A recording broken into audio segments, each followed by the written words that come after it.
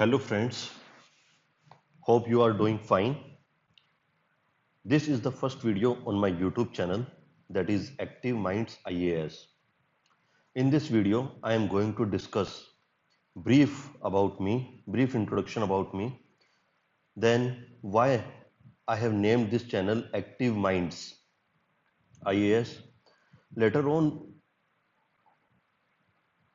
we will see that what type of content I am going to provide on this channel. Believe me, this is going to be one of the best source for your active recall session of current affair, and this is as per experience. I mean to say my personal experience as well as my friends experience. So let's start.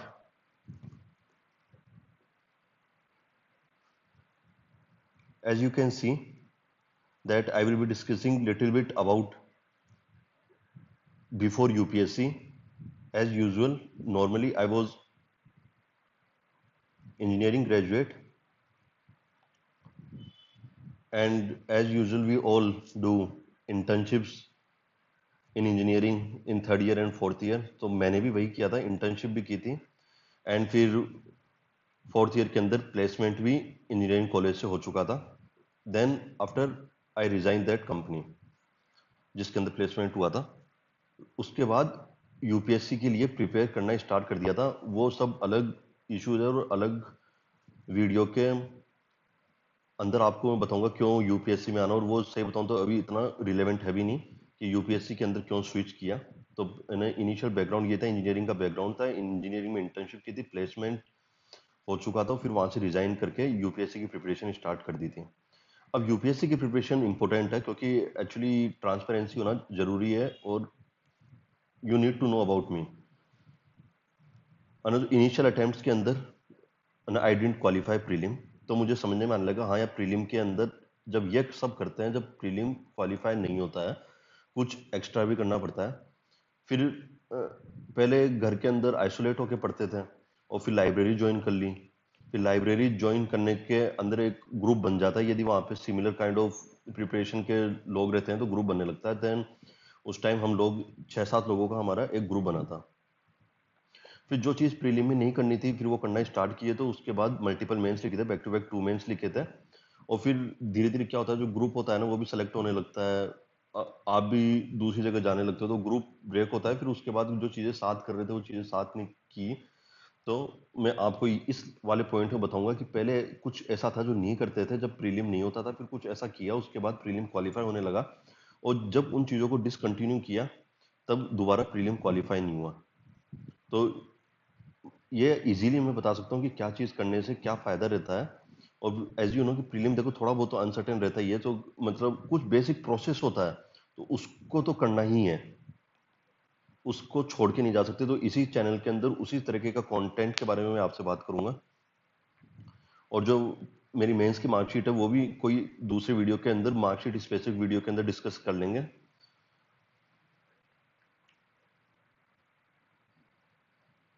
और जो UPSC से related experience है, जो कि small scale coaching industry होती है, और small scale जो कोचिंग होती है वहाँ पे एज ए कंटेंट रिव्यूअर और आंसर इवेल्युएशन का काम मैंने पहले भी किया है, और ये यूट्यूब पे मेरा पहला एक्सपीरियंस होने वाला है. अब इस वीडियो के अंदर सबसे पहले जो मेन पॉइंट है ना, इस चैनल का नाम एक्टिव माइंड आईएएस मैंने क्यों लिखा है. जो मेन जो चीज़ है ना यहाँ पे एक्टिव माइंड्स पे है ना. फिर लेटर फिर हम जाएंगे इस चैनल पे कंटेंट क्या होने वाला है. तो आप सब लोगों को मालूम है जैसे है ना, इंटरनेट का जो रिवॉल्यूशन आया, अपने जियो ना नेट की अवेलेबिलिटी हुई है, तो जो स्टडी का भी जो पैटर्न है ना वो चेंज होने लग गया है. पहले जो बुक्स हुआ करती थी, नोट्स हुआ करते थे, वो अब वीडियो लेक्चर उसको रिप्लेस कर रहे हैं. आपको एनसीईआरटी भी खुद नहीं पढ़ने दे रहे हैं, वो आपको यूट्यूब पे भी लेक्चर मिल जाएंगे न, इसके एनसीईआरटी के. इवन शॉर्ट स्पैन मेमोरी के लिए लोग मतलब शॉर्ट्स भी बनाने लग गए हैं. तो जो स्टडी पैटर्न है ना, आप या तो ये बोलो मॉडर्न पैटर्न है.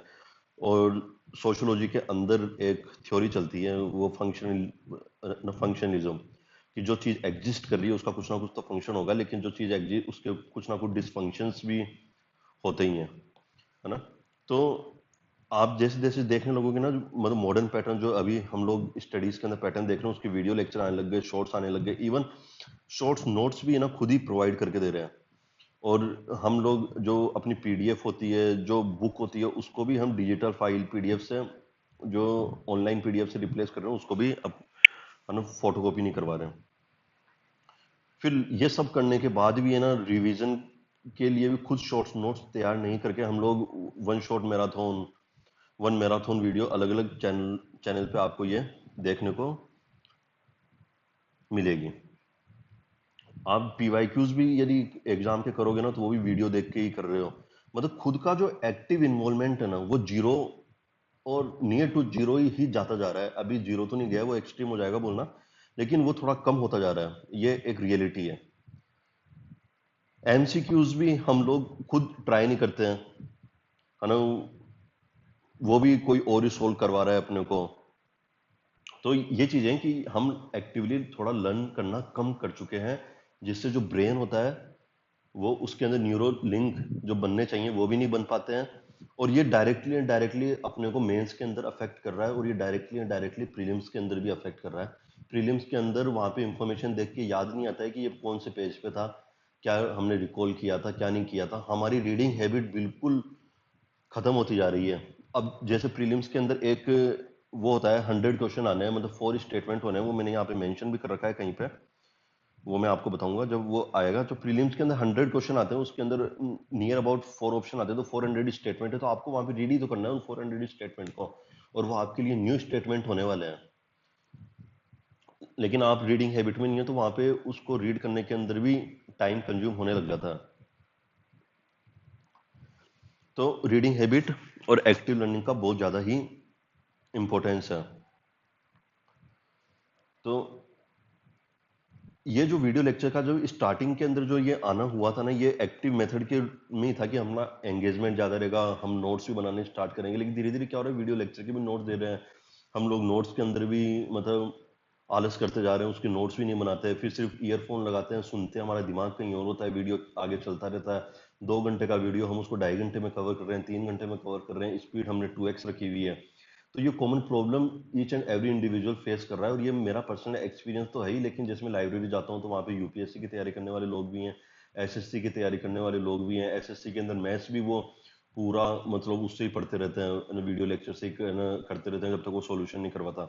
तो स्लोली एंड स्लोली ये जो एक्टिव मेथड था ना, ये पैसिव मेथड के अंदर कन्वर्ट हो चुका है।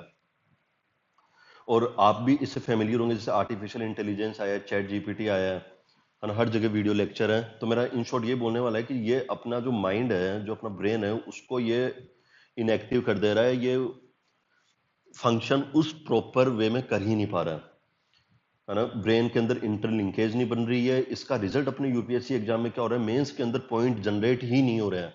10 मार्क्स के अंदर जो 10 to 15 पॉइंट्स लिखने होते हैं, 15 मार्क्स में जो 15 to 20 पॉइंट्स लिखने पड़ते हैं, सब पार्ट्स में डिवाइड करना पड़ता है। जब हम वीडियो लेक्चर देख रहे हैं, जब हम रीड नहीं कर रहे हैं, जब हम इंफॉर्मेशन को हम रिकॉल नहीं कर रहे हैं, तो वहां पे पॉइंट्स आ भी नहीं रहे हैं, और रिपीटेटिव पॉइंट्स आ रहे हैं। और हाई क्वालिटी पॉइंट का जो प्रीफरेंस ऑर्डर होता है, वो भी प्रॉपर नहीं हो पा रहा है। सिमिलरली प्रीलिम्स के अंदर सामने इंफॉर्मेशन दी हुई है, वो भी रिकॉल नहीं हो रही है ना। और जैसे भी हम कुछ नई चीज रीड करते हैं ना, वो बहुत ज्यादा टाइम कंज्यूम कर रही है, और हम उसका सही इंटरप्रेट भी नहीं कर पा रहे हैं। तो इन द शॉर्ट में यही बोलूंगा कि हमारी एक्टिव जो लर्निंग है ना, जो ब्रेन को जो हमको वर्क करवाना चाहिए, जो ब्रेन को जो एक्सरसाइज करवानी चाहिए, ब्रेन की भी जो एक्सरसाइज होती है, वो हम बिल्कुल नहीं कर रहे हैं, है ना।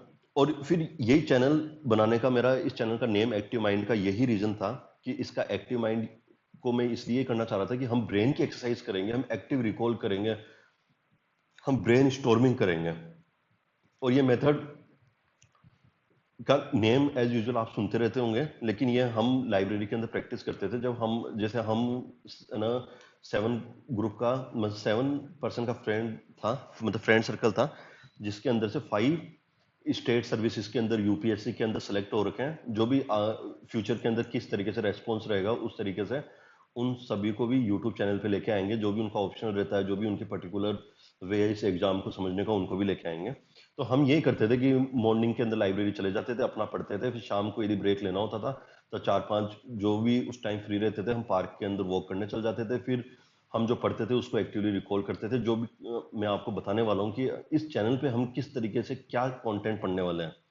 तो हम जो फ्रेंड सर्कल था वो हम ये सब करते थे। तो ये जो मेथड है ये ट्राइड एंड टेस्टेड है, और जो कंटेंट है वो भी एकदम स्पेसिफिक ही होने वाला है, जो आपको प्रीलिम्स एग्जाम के अंदर काफी हेल्प करेगा। At the same time mains exam के अंदर भी आपको इंटरलिंकेज प्रोवाइड करेगा, और इन दोनों की आपको अंडरस्टैंडिंग होगी तो इंटरव्यू के अंदर भी आपका जो करंट अफेयर वाला पोर्शन है ना वो एकदम सॉलिड होने वाला है।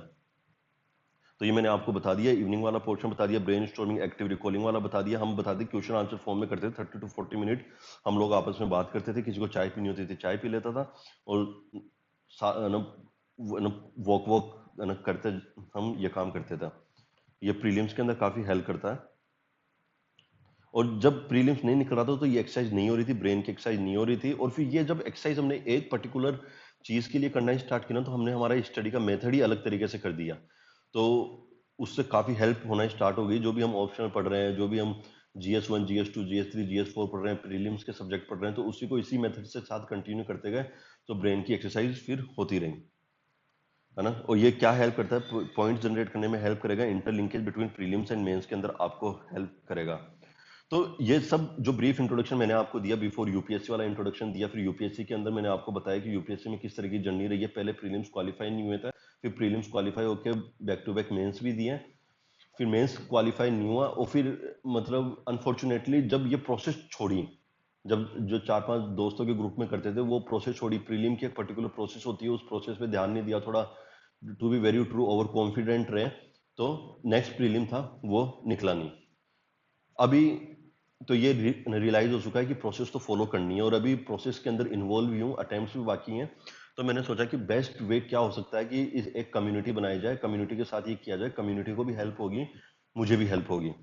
तो आप सभी लोगों का क्वेश्चन राइज होगा कि तो इस चैनल पे होने क्या वाला है, एक्टिव माइंड आईएएस चैनल पे होने वाला है, इसका कंटेंट क्या होने वाला है। तो देखो इसका कंटेंट अभी एट द प्रेजेंट टाइम मैंने डिसाइड कर रखा है कि दो चीजें तो होगी होगी, फिर लेटर ऑन किस तरीके से आप लोगों का रेस्पॉन्स रहने वाला है उस तरीके से मैं चीजें ऐड करता जाऊंगा। तो सबसे पहला जो स्टडी वाला जो मुद्दा है उस पर जो होने वाला है ना, इस पे हम करंट अफेयर करेंगे। अब देखो करंट अफेयर मैं पढ़ाऊंगा नहीं, मार्केट के अंदर पहले से ही पढ़ाने वाले बहुत हैं, अच्छे अच्छे लोग पढ़ाने वाले हैं, तो उसको मैं डुप्लीकेट तो करूंगा नहीं। तो क्या करूंगा कि जैसे कुछ करंट अफेयर है उस पर लोगों को बहुत ही कंफ्यूजन होता है। ऐसा नहीं है करंट अफेयर पढ़ा नहीं सकता, लेकिन क्या टाइम कॉन्स्टेंट है। मेरे पास भी, as I already mention that I am still in the process, attempts are still there and I am going to attempt this exam again. तो करंट अफेयर के लिए ना तो उसके लिए सब कुछ टीम चाहिए होती है, पीछे रिसर्च भी चाहिए होता है, सब कुछ करना होता है, तो उतना टाइम अपने पास अभी है नहीं। लेकिन जो करंट अफेयर पढ़ा रहा है उसको हम किस तरीके से बेस्ट यूटिलाइज कर सकते हैं कि अपना प्रीलिम्स भी काफी अच्छी तरीके से हो जाए, और मेंस के अंदर भी हम लोग इंटरलिंकेज कर सकें, है ना। तो करना क्या होगा, है ना। तो हम लोगों ने यही डिसाइड किया, करंट अफेयर का देखो कोई भी बेस्ट सोर्स अवेलेबल नहीं है, हमको बेटर सोर्स ढूंढना है और उसको 100% इंप्लीमेंट करने की कोशिश करनी है हमको।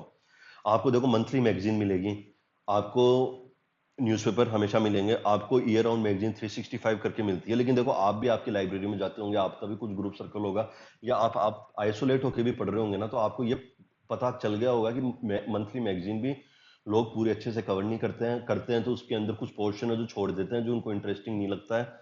न्यूज़पेपर को डेली कवर करना, 1-1 घंटे कवर करना, 1.5 घंटे कवर करना पूरे 1 ईयर के लिए, देखो ये नेक्स्ट टू मैं इम्पॉसिबल तो नहीं बोलूंगा, लेकिन ये ऐसा ही मान लो इम्पॉसिबल जैसा ये कुछ लोग करते हैं। लेकिन यदि 100 एस्पिरेंट है ना, तो 90 एस्पिरेंट तो नहीं कर पाते हैं जनरली। और जो ईयर राउंड मैगजीन है ना, जब वो आती है ना, तो वो काफी लेट आती है, आजकल 3-3 4-4 पार्ट में आने लग गई, कभी अपडेटेड आता है कभी अपडेटेड नहीं आता है उसका। तो उस टाइम वैसे ही प्रेशर सिचुएशन बहुत ज्यादा रहती है, तो उतने फैक्ट्स रिकॉल होते भी नहीं, और उन मैगजीन के अंदर स्टैटिक पोर्शन ज्यादा होता है, तो उस टाइम हम स्टैटिक भी रिवाइज करते हैं, तो दोबारा उस मैगजीन से रिवाइज करते हैं ना, तो स्टैटिक का डुप्लीकेशन ही हो रहा होता है, करंट अफेयर उतना हो ही नहीं रहा होता है, और सिर्फ हम फिर प्रीलिम्स के लिए ही करंट अफेयर करते हैं। उन करंट अफेयर को हम मेंस के अंदर यूज ही नहीं कर सकते। करंट अफेयर मेंस के अंदर जब यूज होता है ना, तब आपके 20 क्वेश्चन आते हैं, GS1 2 3 के अंदर, GS4 में 19 क्वेश्चन आते हैं, तो आप कुछ क्वेश्चन का इंट्रोडक्शन, 4 to 5 क्वेश्चन का इंट्रोडक्शन करंट अफेयर बेस्ड भी इंट्रोडक्शन दे सकते हो, 2-3 क्वेश्चन का इंट्रोडक्शन डेटा बेस दे सकते हो, ज्योग्राफी का क्वेश्चन है तो डेफिनेशन बेस्ड दे सकते हो, आपको उसके बारे में बताऊंगा। तो इंट्रोडक्शन का जो प्रॉब्लम होती है वो 4 से 5 क्वेश्चन के अंदर तो करंट अफेयर से ही सोल्व हो जाती है, और एग्जाम रिलेट भी कर लेता है, एग्जामिनर रिलेट भी कर लेता है कॉपी चेक करने वाला कि इसको पता चल गया है कि क्वेश्चन क्यों आया है, इसने करंट अफेयर जो इंट्रोडक्शन दिया है उस क्वेश्चन की रिलेवेंट ही दिया है। और जो प्रीलिम्स का करंट अफेयर आप जब डेली बेसिस पे करते हो, जब उसको एक्टिव रिकॉल करके करते हो, जब आप उसको ब्रेन स्टॉर्म करके करते हो ना, तब आप उसके अंदर जो आपके जो मेंस के अंदर सब पार्ट से डिवाइड करते हो, फिर आप जो अपने आर्ग्यूमेंट्स लिखते हो, और फिर जब उस आर्ग्यूमेंट को आप एग्जाम्पल देते हो ना, तो आप उसमें करंट अफेयर के एग्जाम्पल आप देना स्टार्ट करते हो ना, तो आपका जो आर्ग्यूमेंट है ना, उसकी स्ट्रेंथ भी इंक्रीज होती है, उसकी जो वैलिडिटी है वो भी इंक्रीज होती है, और क्वेश्चन के अंदर आर्गुमेंट के साथ एग्जाम्पल चलते ही रहते हैं, और वो एग्जाम्पल आपके करंट अफेयर के एग्जाम्पल होते हैं। आपका जो पेपर है ना वो एकदम मतलब 2-3 साल पुराना नहीं लगता है, एकदम रिसेंट लगता है, एग्जामिनर की फ्रेश मेमोरी में रहता है। तो आप यदि ईयर अराउंड करंट मतलब जो डेली करंट अफेयर के आता है उसको करते हो ना, तो आपके ये फायदा रहता है, और आप इंटरलिंकेज डेवलप करना सीख जाओगे आप। तो मैंने आपको ना जो मंथली मैगजीन है ना उसकी लिमिटेशन मैंने आपको बताई दी, मैंने आपको बता दिया कि आप जो हम जो करने वाले हैं और जो हम किस सोर्स से करने वाले हैं वो मैं अभी आपको बताने वाला हूँ कि उससे हम इंटरलिंकेज कैसे करेंगे। और जो मैगजीन होती है ना वो भी पीवाईक्यू बेस्ड नहीं होती, वो इन्फॉर्मेशन डंप ही कर दे रहे हैं आजकल, मतलब बहुत सारी इन्फॉर्मेशन हो जाती है, इंफोडेमिक है, और फिर उसको आप इंफॉर्मेशन को पर्टिकुलर वे के अंदर रिट्रीव ही नहीं कर पाते हैं। न्यूज़पेपर का मैंने आपको लिमिटेशन बता दिया कि क्या तरीके का, ईयर राउंड मैगजीन की मैंने आपको बता दी कि स्टेटिक इन्फॉर्मेशन बहुत ज़्यादा होती है, डुप्लीकेशन ऑफ एफर्ट होता है, और उस टाइम टाइम रहता नहीं है, और लास्ट के अंदर फोमो होने लगता है फिर, और हम लोग सोर्स भी बहुत ज़्यादा चेंज करते रहते हैं। उस टाइम हमको किसी मैगजीन का मान लो एनवायरनमेंट सेक्शन पसंद नहीं आ रहा होता तो हम दूसरी जगह जाते हैं, फिर दूसरी का हम मैराथन देखने की कोशिश करते हैं तो हम वीडियो देखने लग जाते हैं, मतलब कुछ अपने उस लास्ट, हाँ अभी हमारे पास टाइम ज़्यादा है तो हम चीज़ों को भूलने लगते हैं, लास्ट टाइम के अंदर आके हम वही काम स्टार्ट कर देते हैं जो हमने पहले किया, तो पहले जैसा ही फिर रिजल्ट आता है, सिलेक्शन नहीं होता है। तो ऐसा है कि पर्टिकुलर वे के अंदर चीज़ों को अप्रोच करना है, सोर्सेज को चेंज नहीं करना है, सोर्सेज को हमेशा फिक्स रखना है, और जो ऑथेंटिक सोर्सेज है ना उन्हीं के अंदर अपने को बिलीव करना है। तो ये क्वेश्चन आने वाला है कि बेस्ट सोर्स क्या है, फिर आप क्या लोग मतलब आप क्या एडवाइस कर रहे हो एक्टिव माइंड आईएएस पे, बेस्ट सोर्स क्या है। देखो करंट अफेयर में बिल्कुल भी पढ़ाने वाला नहीं हूँ आपको। पिछले 6-7 साल से सुमित सर है जो ओनली आईएएस चैनल पे हैं, जो एडिटोरियल करवा रहे हैं, वो जब इतना लंबा चल रहा है तो सबसे पहले तो उसकी ऑथेंटिसिटी है वो आगे भी कंटिन्यू होगा, है ना। दूसरी चीज, जो इतना चल रहा है तो इसलिए चल रहा है लोग उसको देख रहे हैं। तो बेस्ट सोर्स है सुमित सर का एडिटोरियल, जो मेंस में भी आपके काम आने वाला है, और वो जो प्रीलिम्स के अंदर भी काम आने वाला है, और आप उसको एक्टिव रिकॉल से करने लग गए और उस पर ब्रेन स्टॉर्म करने लग गए, तो मैं आपको गारंटी बोल रहा हूँ कि आप मेंस के अंदर GS2 और GS3 का सेक्शन तो है ना, अनलिमिटेड पॉइंट्स यूज करना वर्ड सही नहीं है, लेकिन आप बहुत सारे पॉइंट्स है ना वहां पे लिख के आने वाले हो। यदि आप रोजाना आपके ब्रेन को उस तरीके से ट्रेन कर लोगे ना, तो आपके कभी भी दिक्कत नहीं आने वाली। और आपके जो कोड नोट्स तैयार करोगे ना आप GS2 के और GS3 के, आपके मैक्सिमम पॉइंट्स है ना उन एडिटोरियल से कवर होने वाले हैं, न्यूज़पेपर से कवर होने वाले हैं। दूसरा, प्रीलिम के लिए जो ऋषभ सर का प्रीलिम बूस्टर आता है वो ज्यादा इंपॉर्टेंट है ना, जो प्रीलिम्स के लिए ये होने वाला है। अब देखो मैं ये बताने वाला हूँ कि ये दोनों तो करने ही करने हैं, ये मस्ट सोर्स है, लेकिन 10 to 15 मिनट की न्यूज़पेपर की रीडिंग होना बहुत जरूरी है। वो मैंने आपको पहले ही उसकी रीजनिंग दे दी है कि प्रीलिम्स में 100 क्वेश्चन आने हैं, 400 स्टेटमेंट होने हैं, न्यू स्टेटमेंट होने हैं, न्यू इंफॉर्मेशन होनी है, और आप यदि रीडिंग की आपकी हैबिट नहीं होगी तो वहां पे उनको इंटरप्रेट करने में आपको समय लगने वाला है। मेंस के जो 20 क्वेश्चन आते हैं, यदि कोई अच्छा रीड करता है ना, तो वो जो 20 क्वेश्चन एक बार आप कभी रीड करने की कोशिश करोगे ना, तब आप 5-10 मिनट तो उनको रीड करने में लगा दोगे। यदि आपकी रीडिंग हैबिट अच्छी होगी ना, तो आप एक बार में कुछ वैसे रीड क्वेश्चन को 2 बार करना चाहिए, लेकिन आप एक बार में ही क्वेश्चन को समझने लग जाओगे।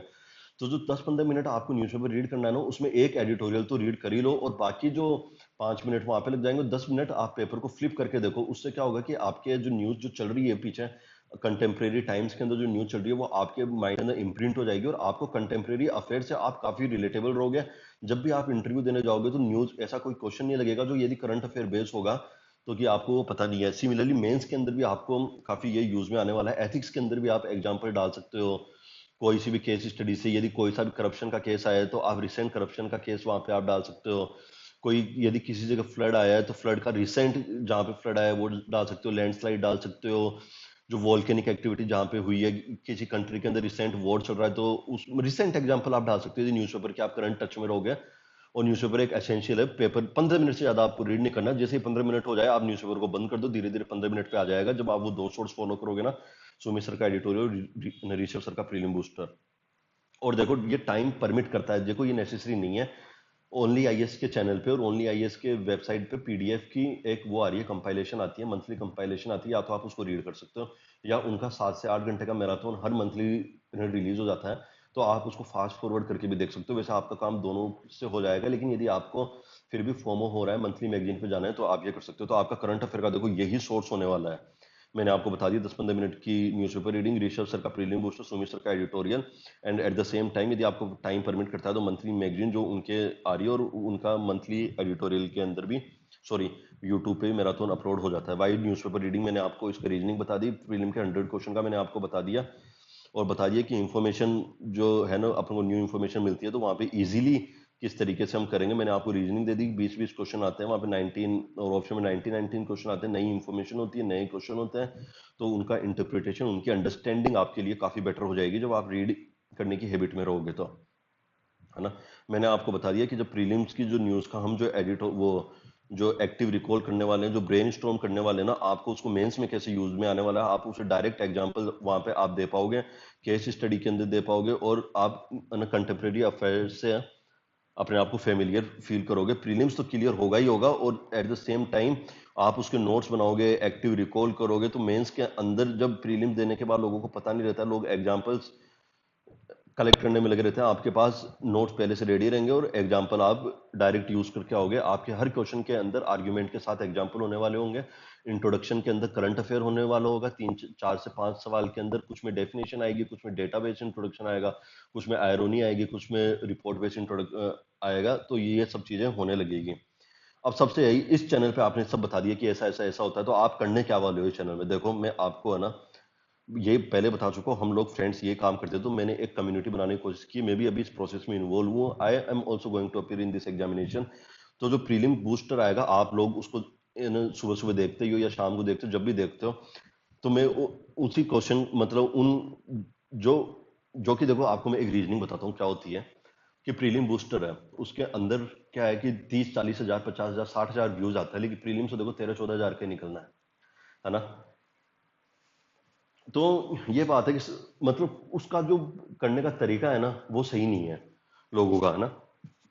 तो और वो आपने शिव खेरा सर का वो कोट भी सुना होगा, winners don't do things differently, sorry, winners don't do different things, they do things differently. तो सेम प्रीलिम बूस्टर है, और जो लोग मेरे सर्कल में प्रीलिम्स क्लियर किए हैं, जिन्होंने सिलेक्शन लिया है, सब प्रीलिम बूस्टर और एडिटोरियल सुमित सर का देखे ही देखे हैं, है ना। और लेकिन उसका तरीका अलग था पढ़ने का, सेम जो तरीका है अपन यहाँ पे उसको रेप्लिकेट करेंगे, एक्टिव रिकॉल के मेथड से करेंगे, ब्रेन स्टॉर्म के मेथड से करेंगे, जो आपके माइंड है ना उसकी प्रॉपर एक्सरसाइज होगी। जब आपको क्वेश्चन नहीं आएगा ना, तब आपको रिग्रेट होने लगेगा, फिर आप उस इंफॉर्मेशन को सही तरीके से पढ़ना स्टार्ट करोगे, फिर आप उसको स्टैटिक के साथ लिंक करोगे। आप ये देखोगे जो आज ये प्रीलिम्स की न्यूज़ है, ये मैं मेंस के सिलेबस में कहाँ पे कौन से आर्टिकल के अंदर मैं यूज कर सकता हूँ, कौन से सब्जेक्ट में मैं यूज कर सकता हूँ, कोई सा क्वेश्चन आया तो मैं किस तरीके से यूज कर सकता हूँ। अभी इंडोनेशिया के अंदर एक वोल्केनो इरप्ट हुआ है, तो यदि इंडोनेशिया के अंदर जो वोल्केनो वाला क्वेश्चन आया है, उसको मैं ज्योग्राफी का कोई क्वेश्चन आता है, वहाँ पे जो फिजिकल फिनोमिनाज होते हैं, वहाँ पे मैं उस एग्जाम्पल को रिलेट कर सकता हूँ क्या। यदि सेम क्वेश्चन एनवायरनमेंट के अंदर, डिजास्टर मैनेजमेंट के अंदर आता है, तो वहाँ यूज कर सकता हूँ क्या।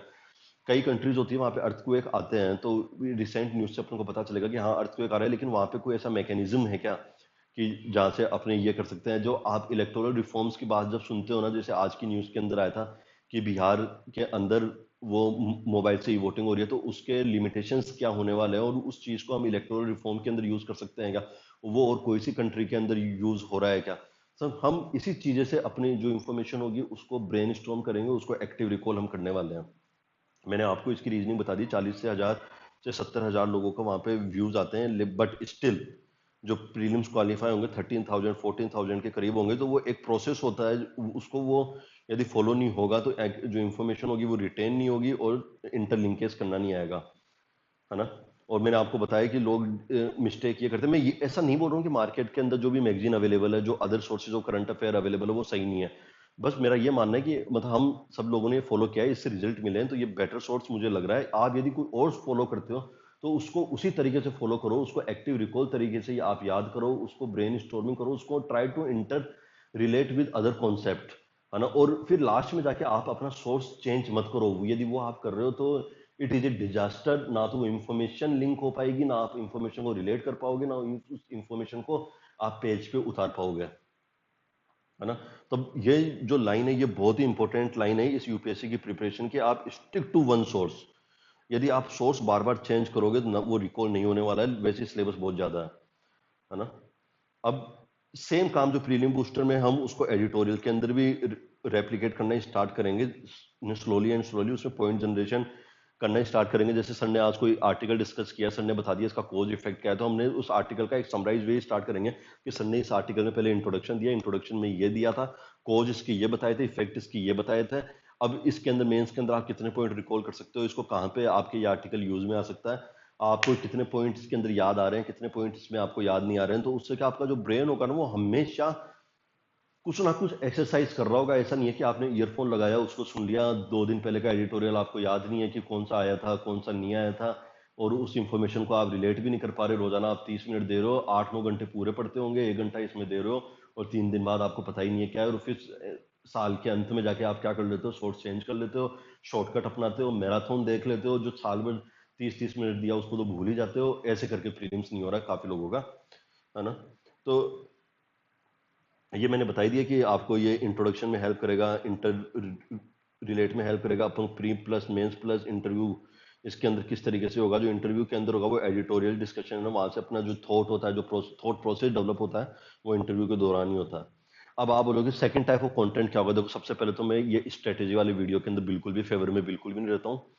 यूट्यूब पे काफी आपको स्ट्रेटेजी वीडियो मिल जाएंगे, लेकिन देखो सबका एक्सपीरियंस अलग रहता है, सब लोग अपना शेयर करते हैं, उसमें कोई दिक्कत भी नहीं है ना। लेकिन देखो ये मेरा रेगुलर कंटेंट होने नहीं वाला है। जब भी मैं मेरे पास समय मिलेगा, जब भी मेरे पास टाइम मिलेगा, और जो भी मैं स्ट्रेटेजी वीडियो लेके आऊंगा, तो मैं ऐसा नहीं कि सिर्फ मेरे पर्सनल एक्सपीरियंस पे लेके आऊंगा। जो कलीग मेरे सेलेक्ट नहीं हुए हैं, जो कलीग मेरे सेलेक्ट हुए हैं अलोंग विद मी, हम लोग सभी लोग आपस में डिस्कस करेंगे कि हाँ यार ये करने से सिलेक्शन हुआ है, ये करने से सिलेक्शन नहीं होता है ना। सक्सेस किस तरीके से मिल रहे हैं, लोग क्वालिफाई किस तरीके से नहीं हो रहे, लेकिन उसके लिए समय चाहिए होगा, और उसी के हिसाब से समय निकालना पड़ेगा। और ये हो सकता है संडे टू संडे आए, या हो सकता है ऑल्टरनेट संडे आए, मतलब रेगुलर तो नहीं होने वाला है ये, क्योंकि इतना टाइम होने वाला भी नहीं है, और बिना मतलब कि सिर्फ स्ट्रेटेजी वीडियो डाल के यूट्यूब के अंदर कंटेंट डालना भी नहीं है मेरे को, क्योंकि मैं जितना समय में आपका इंपॉर्टेंट समझ रहा हूँ उतना ही मेरे लिए भी मेरा समय इंपॉर्टेंट होने वाला है। तो इसको प्रॉपर यूटिलाइज ही करना आपके लिए भी सही होगा, और मेरे लिए भी ये काम सही होने वाला है ना। तो मैं यही बता रहा था, जो लोग क्वालिफाई नहीं होते हैं ना, तो उनसे अपने को ये हमेशा सीखने को मिलता है कि क्या नहीं करना है ना। तो मेरा जो स्ट्रेटेजी वीडियो है ना, जो अभी मेरे प्रेजेंट फ्रेम ऑफ माइंड में है ना, तो वो यही है कि सबसे पहले तो है ना, मैं जो लोग क्वालिफाई नहीं करते, सिर्फ यूपीएससी की बात नहीं है, जो लोग आईआईटी जेई भी क्वालिफाई नहीं करते हैं, जो लोग नीट भी क्वालिफाई नहीं करते हैं, जो लोग एसएससी भी क्वालिफाई नहीं करते हैं ना, उनका मतलब जो नॉन एकेडमिक रीजन रहता है ना क्वालिफाई नहीं करने का, सबसे पहले देखो सीट्स तो लिमिटेड है, उसको आप बता नहीं सकते। लेकिन हमारे साथ प्रॉब्लम जानते हो क्या, कुछ लोग ऐसे हैं जो दिन के 10-10 घंटे पढ़ रहे हैं, रेगुलर पढ़ रहे हैं, लेकिन फिर भी उनका सिलेक्शन नहीं हो रहा है। तो उसका वो रीजन क्या है, तो वहां पे जो रीजन आ रहा है ना वो एटीट्यूड है, वो नॉन एकेडमिक रीजन है। तो मैंने यही है कि मैं सबसे पहले तो एकेडमिक रीजन या नॉन एकेडमिक रीजन, इन दोनों वीडियो में से एक वीडियो लेके आऊंगा कि नॉन एकेडमिक रीजन क्या हो सकते हैं। जैसे आप लाइब्रेरी में जाते हो, लाइब्रेरी के अंदर कल्चर अलग है, कि आप लाइब्रेरी में जाते हो पढ़ने हो लेकिन आप पढ़ रहे हो क्या, तो नॉन एकेडमिक रीजन है। जो आपकी बॉडी है, बॉडी के अंदर आप एक्सरसाइज कर रहे हो नहीं कर रहे हो, आपका जो ब्लड का सर्कुलेशन है, जो बॉडी के अंदर जो रिक्वायर्ड प्रोटीन्स होते हैं वो प्रॉपर अवेलेबल है या नहीं है, आप जो मतलब विटामिन डी प्रॉपर ले रहे हो नहीं है, नहीं ले रहे हो। तो ये सब नॉन एकेडमिक रीजंस के अंदर आते हैं। आपका स्लीप साइकिल कैसा है, तो इसके अंदर मैं प्रॉपर वीडियो बनाने वाला हूँ। इस वीडियो के अंदर काफी मैंने यूट्यूब पे सर्च किया, लोग सबसे पहले तो फेमिलियर होकर बता भी नहीं रहे हैं क्या रीजन है, लेकिन ये non academic reason is one of the most crucial reason why the aspirants are not getting selected in the list despite studying more than 10 hours in a day. और फिर मैं सोचूंगा जो सोर्स अवेलेबिलिटी है, जैसे कि आजकल आप देखोगे कि सब लोग पढ़ा रहे हैं, देखो पढ़ाना किसी का भी गलत नहीं है, सब लोग अपनी अपॉर्चुनिटी मतलब अपना जो इनर टैलेंट है उसको डिस्कवर करते हैं। लेकिन मेरा ये मानना है कि सबके पास अपने पास एस्पिरेंट के पास टाइम लिमिटेड है। यदि कोई बेस्ट सोर्स अवेलेबल है, पहले से ही अवेलेबल है, उससे बेस्ट हो, और उसको पहले टॉपर्स ने रेफर कर रखा है, जो भी आपके फ्रेंड सर्कल है उनको पढ़ के उनको सक्सेस मिली है, तो किसी भी पर्टिकुलर सोर्स के लिए क्या क्या सोर्सेज अवेलेबल है। जैसे सोशोलॉजी के लिए मैं आपको बता सकता हूँ कि कौन कौन से मार्केट के अंदर बेस्ट सोर्स अवेलेबल है, आप किस तरीके से आप उन सोर्सेज को यूटिलाइज कर सकते हो। सोशोलॉजी के अंदर मिनिमल एफर्ट लगा के, मतलब इतना हाई फाई स्कोर तो नहीं था, लेकिन 245 प्लस स्कोर था, लेकिन वो जो स्कोर अच्छा नहीं है, लेकिन उसमें एफर्ट काफी कम था। तो मैं बताऊंगा कि कौन सा उसने यदि पूरा एफर्ट लगा दो तो स्कोर उस सेम सोर्स को रेफर करके जो फ्रेंड्स ने ना 280 प्लस स्कोर किए हैं, तो मतलब यही है कि आप जो सोर्स पढ़ रहे हो ना, उसकी सोर्स को पढ़ने की स्ट्रेटेजी क्या होनी चाहिए, कौन सा सोर्स मार्केट के अंदर अवेलेबल है, तो उसके रिलेटेड भी एक वीडियो होगा, है ना। तो इसी वीडियो के अंदर हम एंड तक आ गए, जो मैंने कंटेंट जो बनाया था। अब नेक्स्ट वीडियो से हम वही एक्टिव रिकॉर्ड सेशन स्टार्ट करेंगे। मैंने आपको बता दिया सोर्स ओनली आई इस चैनल पे प्रीलिम बूस्टर एडिटोरियल होने वाला है, उसका हम एक्टिव रिकॉल करेंगे डेली बेसिस पे। और मैं आपको देखो ये चीज पहले ही क्लियर बताता हूँ, सिलेक्शन पढ़ के ही होगा। ये जो लास्ट के अंदर जो ट्रिक्स आती है, फास्ट फास्ट फॉरवर्ड ट्रिक्स आती है, फिर हम लोग जो प्रीलिम की जो फैक्चुअल नॉलेज है उसको हम याद नहीं करते हो। मैं आपको आज एक चीज और बताता हूँ, जिन लोगों के 120 प्लस नंबर आते हैं, जो लोग फॉरेस्ट रेगुलर क्लियर करते हैं, वो कभी ऐसे टारगेट कभी क्लियर नहीं करते हैं। सोचते हैं कि हम इस बार फॉरेस्ट क्लियर करेंगे, हम 120 प्लस का स्कोर करके पढ़ेंगे। प्रीलिम्स का एक बेसिक रूल है, जैसे आप स्लोली एंड स्लोली मूव करते जाते हो, आपकी जो इन्फॉर्मेशन हो उसको इंटर रिलेट करते चलो, इन्फॉर्मेशन का वेब बनाते चलो, और जो भी फैक्ट्स आते हैं उनको दिमाग के अंदर रिकॉल करते चलो, स्टोर करते चलो, रोजाना इसकी एक्सरसाइज करते चलो। और धीरे धीरे जैसे जिम जाते हैं, जिम जाने के बाद मसल्स की एक्सरसाइज होती है, मसल डेवलप होना स्टार्ट होती है। जैसे ब्रेन होता है, ब्रेन के अंदर भी जो नर्व्स होती है, जो न्यूरल कनेक्शन होता है, वो अपना अच्छा होने लगता है। और जैसे आज कोई मॉडर्न मेथड था, जो मैंने आपको इनिशियल उसका जो बैकग्राउंड बताया था, कि जब एक्टिव रिकॉलिंग से हम पैसिव की तरफ आ गए हैं और वो भी अच्छे से हम फॉलो नहीं कर रहे हैं, तो अपने को ब्रेन की एक्सरसाइज करना पड़ेगा। अपना ब्रेन चलना चाहिए वहां पे, मेन खेल ब्रेन का ये वहां पे है। फिर लास्ट के अंदर मैं आपको एक कोट से ही स्टार्ट, पहले ये कोट करना चाहता हूँ, लास्ट में मुझे याद आया कि winners don't do different things, they do things differently. आप कोई भी यूट्यूब की वीडियो देखोगे, मैराथन देखोगे, तो उसके व्यूज तो बहुत आ जाते हैं, लेकिन आपको एट द एंड यही दिमाग में रखना है कि प्रीलिम 13-14 हजार का निकलेगा, मेंस 2800-2900 लोगों का निकलेगा, फाइनल सिलेक्शन 800 का होगा। और इसके अंदर जो एस्पिरेंट की लाइफ में जो सबसे इंपॉर्टेंट होने वाला है, वो ब्रेन होने वाला है। ब्रेन का इंपॉर्टेंट एक्सट्रीम लेवल पे एंगेजमेंट होने वाला है। तो हम धीरे धीरे स्लोली एंड स्लोली उसी की तरफ प्रोसीड करेंगे। टेलीग्राम चैनल का लिंक आपको मैं स्लोली एंड स्लोली प्रोवाइड करने लग जाऊंगा। वैसे आप एक्टिव माइंड आईएएस करके भी सर्च करोगे तो क्या पता मेल ही जाना चाहिए, तो वो अभी मैं फैमिलियर नहीं हूँ, तो बाद के अंदर इसका लिंक मैं प्रोवाइड कर दूंगा। तो यही वीडियो है, यही इंट्रोडक्टरी वीडियो है, जिसके अंदर ब्रीफली मैंने अपने बारे में बता दिया है, इस चैनल पे क्या कंटेंट होने वाला है वो बता दिया, इस चैनल का नाम मैंने एक्टिव माइंड क्यों रखा है वो मैंने आपको बता दिया है। Thank you all for listening, and if you are seeing till now, then it means you are really sincere, and ये डेफिनेटली हेल्प ही करने वाला है, क्योंकि ये पर्सनल मेरे लिए भी होगा ही, और मैं मेरा टाइम नहीं चाहूंगा थोड़ा बहुत भी वेस्ट करना, और सिमिलरली आपका टाइम भी मैं वेस्ट करना बिल्कुल भी नहीं चाहूंगा। तो आप सभी लोगों को थैंक्स।